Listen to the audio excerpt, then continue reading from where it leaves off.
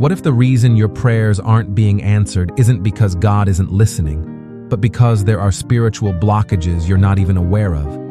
You might be crying out, begging for breakthrough, but heaven seems silent, and the silence feels like rejection. But in truth, it may be divine redirection or even discipline. One hidden reason your prayers might be going unanswered is unconfessed sin. Not the obvious sins everyone sees, but the ones you justify, hide, or refuse to let go of. Psalm 66:18 says, "If I had cherished sin in my heart, the Lord would not have listened." It's not just about failing. It's about covering your failure, defending it, or choosing it over obedience. You can't keep bitterness in your heart and expect blessings in your hands. Secret pride, grudges you won't let go of, jealousy you call concern, these can create a spiritual wall between you and the very answers you're seeking. Another shocking reason is your motives might be wrong. You might be praying for something that looks good on the outside, but deep down, it's all about self. James 4:3 lays it bare. You ask and do not receive, because you ask wrongly, to spend it on your passions. God is not a genie. He's not interested in blessing your ego or fueling your insecurities. He's after your transformation, not just your comfort. Sometimes he withholds what you want to give you what you need. Humility, patience, hunger for him. You could be praying for a relationship, a job, a platform, even a ministry opportunity. But if God sees that the outcome would pull your heart further from him, he'll block it for your protection. Here's another hidden barrier.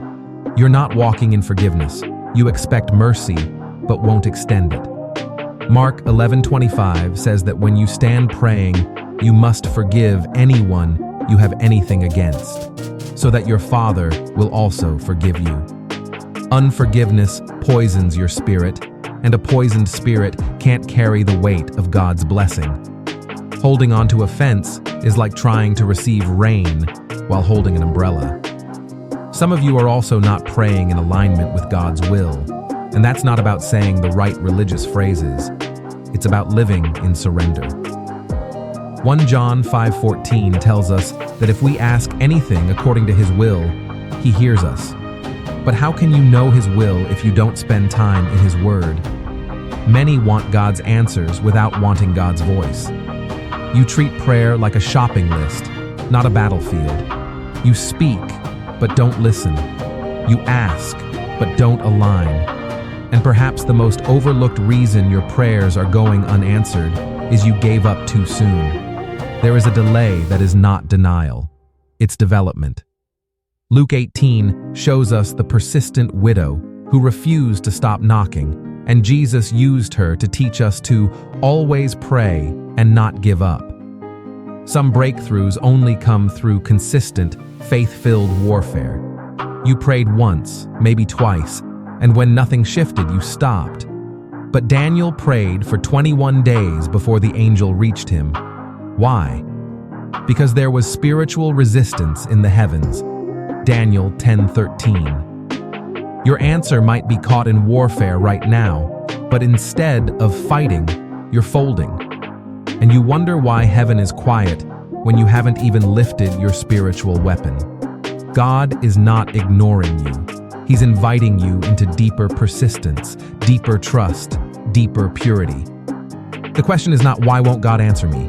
The real question is, am I willing to become the kind of vessel he can trust with the answer? You want miracles, but are you living in obedience? You want clarity, but are you cultivating intimacy? You want provision, but are you seeking the provider more than the provision? Stop blaming God's silence and start searching your own heart. Examine the sin you've allowed to linger. Surrender the motives you haven't purified. Release the unforgiveness you've been nursing. Return to the secret place, not to get an answer, but to get aligned. Because when your heart aligns with heaven, the delay breaks, the silence shatters, and the answer comes not just in what he gives, but in who you become.